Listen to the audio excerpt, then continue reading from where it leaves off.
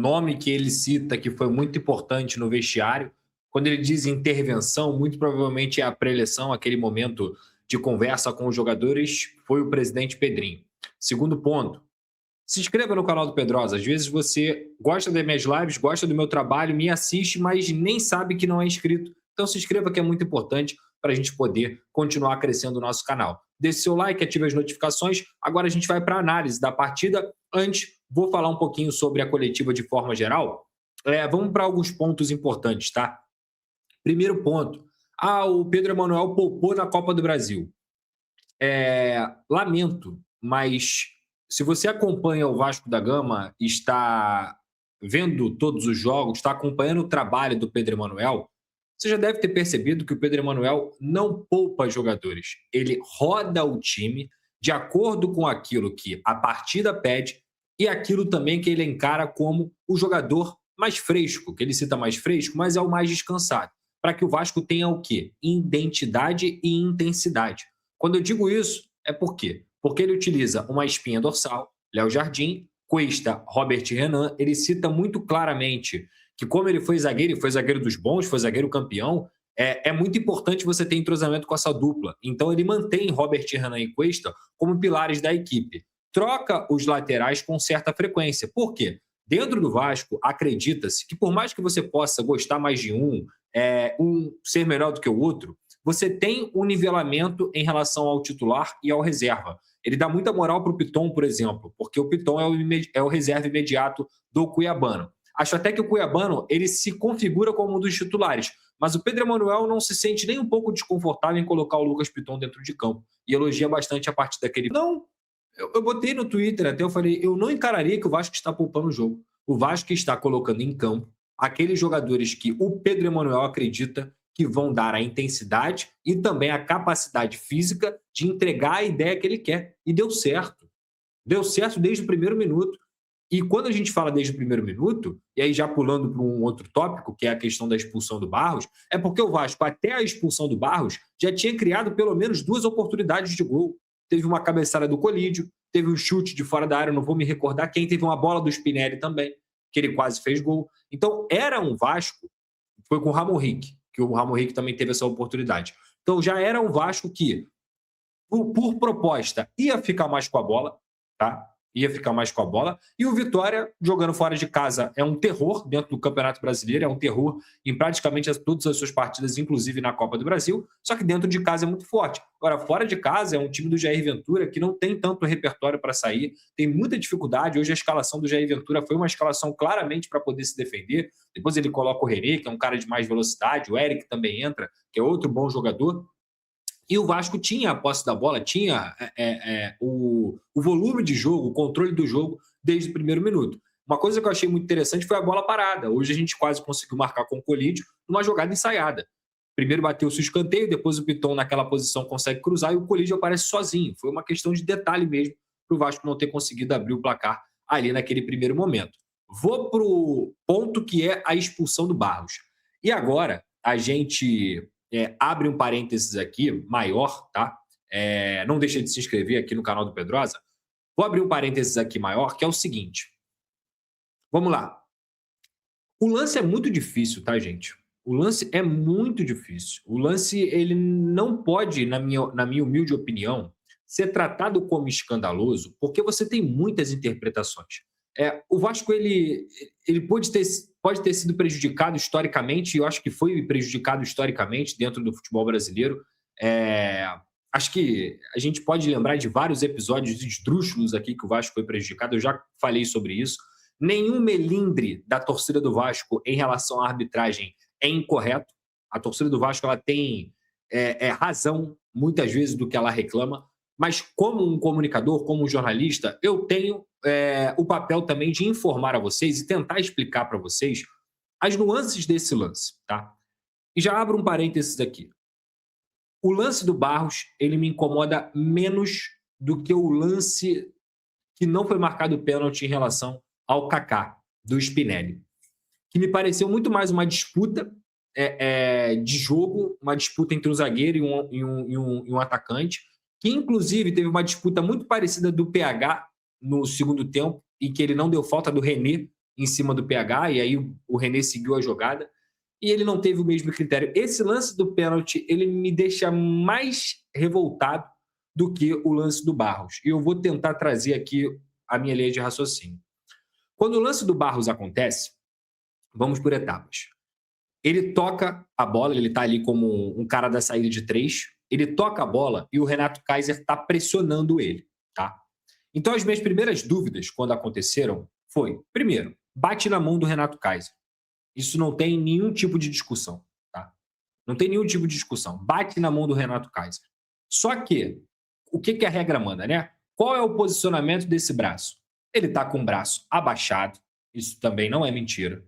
Ele não amplia o espaço dele. Por que ele não amplia o espaço dele? Porque a bola bate na mão, só que é uma bola que bate na mão porque ele está correndo, só se ele arrancar o braço ali. Então, a partir do momento que a bola bate na mão, se ele não tivesse braço ali, ela bateria no corpo do Renato Kaiser, porque o Barros errou o passe. A gente precisa ser claro no que aconteceu. O Barros errou o passe. Então, a partir do momento que o Barros errou o passe e a bola sobraria para o Renato Kaiser, naquela posição um pouco à frente do meio-campo, o Barros mete a mão na bola de uma forma deliberada. Esse que para mim é um problema. Se a bola tivesse batido no braço do Barros de forma acidental, pelo bate-rebate ali de um braço com o outro, talvez o amarelo estaria de bom tamanho. Mas o Barros mete a mão na bola. Ele fica desesperado com a situação, porque ele percebe que o Renato Kaiser ia sair de campo aberto, de cara para o gol, e ele comete um erro infantil. Ele comete um erro bobo. Se eu posso me revoltar com alguma coisa hoje dentro de campo, infelizmente, que o Barros, que eu acho que é um jogador de potencial, e o Pedro Emanuel evidenciou isso também na coletiva, novamente ele estava na cena do crime. Novamente era o Barros sendo expulso. Novamente o Barros cometendo um erro grave num jogo importante. E por um desespero. Por um desespero. Se ele tivesse sido inteligente no lance, era melhor ele ter dado sequência na jogada, não metido a mão na bola. Tenta disputar a bola com o Renato Kaiser. Vai vir recomposição. O Léo Jardim poderia fazer a defesa. Poderia ter tomado o gol. Vou ser sincero assim com vocês, eu sempre falo isso. É melhor você tomar um gol no começo do jogo do que ser expulso, do que ficar com um a menos, tá? Então, quais eram as minhas dúvidas ali? Quais eram as minhas dúvidas? Primeira dúvida.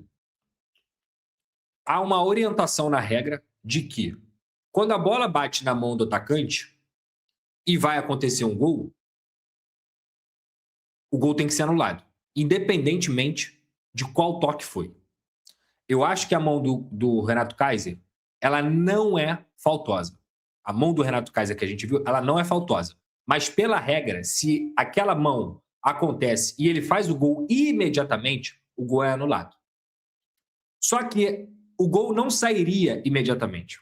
Ele teria o campo aberto ainda para poder correr, para poder sair de cara com o Léo Jardim. E o Barros, obviamente, ou ele ia ter que fazer um corte maravilhoso, ou ele ia ter que fazer a falta de novo, e aí ele seria expulso de qualquer forma.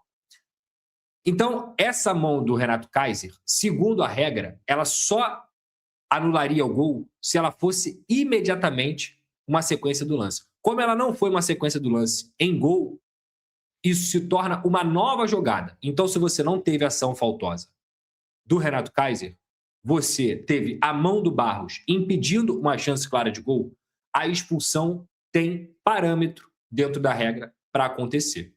Aí a gente vai para outra discussão. Essas eram minhas dúvidas, tá? Então essa dúvida foi sanada. Eu espero que vocês tenham entendido também.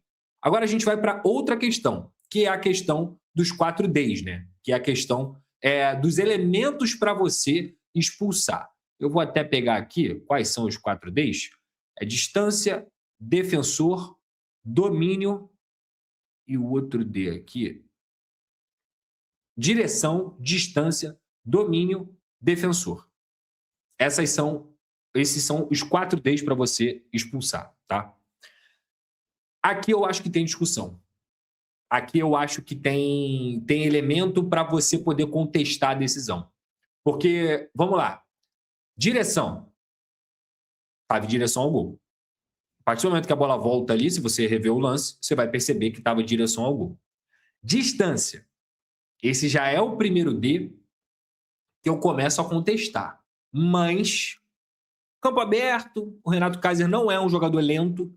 Muito provavelmente, pelo Barros estar de costas, 2 tapas, ele estaria na cara do gol. A verdade é essa.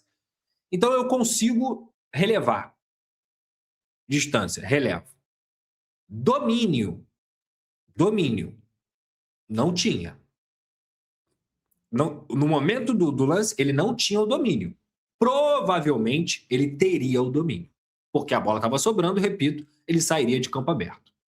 E o defensor? O defensor não tem discussão, o Barros mete a mão na bola, ele é o último homem, ponto. Tá? Então, eu acho que se o torcedor do Vasco achou que a expulsão, ou a diretoria do Vasco, ou quem avaliou, achou que a expulsão foi incorreta, tem mais a ver com os 4 Ds do que a ver com a questão da mão. Porque a mão é deliberada, ele mete a mão na bola, é fato, ele comete um erro, desculpa, um erro juvenil, um erro infantil, e ele prejudica o Vasco naquele momento. Agora, se a gente for contestar os 4 Ds, a gente pode até tentar contestar, de alguma maneira, por conta do domínio, por conta da distância. Lucas Pedrosa, eu me sinto hoje extremamente prejudicado pela arbitragem, como vascaíno? Não. E tá aí, você viu nesse momento as palavras do Lucas Pedrosa, analisando tudo que envolve a equipe do Vasco da Gama, que venceu por 1-0 o Vitória na Copa do Brasil. O jogo em São Januário, marcado por muita polêmica envolvendo a expulsão do Cauã Barros. O Barros foi expulso após colocar a mão na bola, de maneira ali que foi infantil, como mesmo disse o Lucas Pedrosa, mas, na minha visão, né, essa mão do Kaiser aí tem que ser melhor analisada pela arbitragem, né? Porque o contexto é bem complicado. Se é em relação a gol, aí seria marcado falta, ou não teria sido gol no caso, né? Seria anulado. Como foi fora da área, aí tem outro critério. Então, assim, tem hora que os critérios são bem confusos, né? Então, assim, acaba bagunçando a mente do torcedor. Então, a análise do Pedrosa foi excelente, gostei demais do que ele disse, né? Agora, talvez seria um pouquinho escandaloso, depende do ponto de vista e de várias análises, enquanto alguns acham que seria para amarelo, outros para vermelho. Tem muita discussão, essa que é a pura verdade, mas o que temos para hoje é que o Vasco da Gama fez uma belíssima partida, conseguiu vencer e convencer, fez um excelente jogo, pouquíssimas defesas, assim, de um nível bem alto do Léo Jardim. Então, assim, cara, o Vasco foi muito bem, conseguiu a vitória e, logicamente, que enfrentar a equipe baiana lá no Barradão não é uma tarefa fácil. O time tem que estar com a cabeça no lugar, se possível, vencer o Cruzeiro em São Januário, no Brasileiro, para que possa ganhar mais moral ainda e aí depois enfrentar a Vitória em busca da classificação. Peço a você que deixe o like, é muito importante para o nosso canal. Ative o sininho de notificação para não perder nenhum conteúdo. Nossa meta é alcançar o mais rápido possível 90 mil. Eu conto muito com a sua ajuda e também com a sua moral. Ficamos por aqui, valeu, tamo junto. E é nóis! Fui!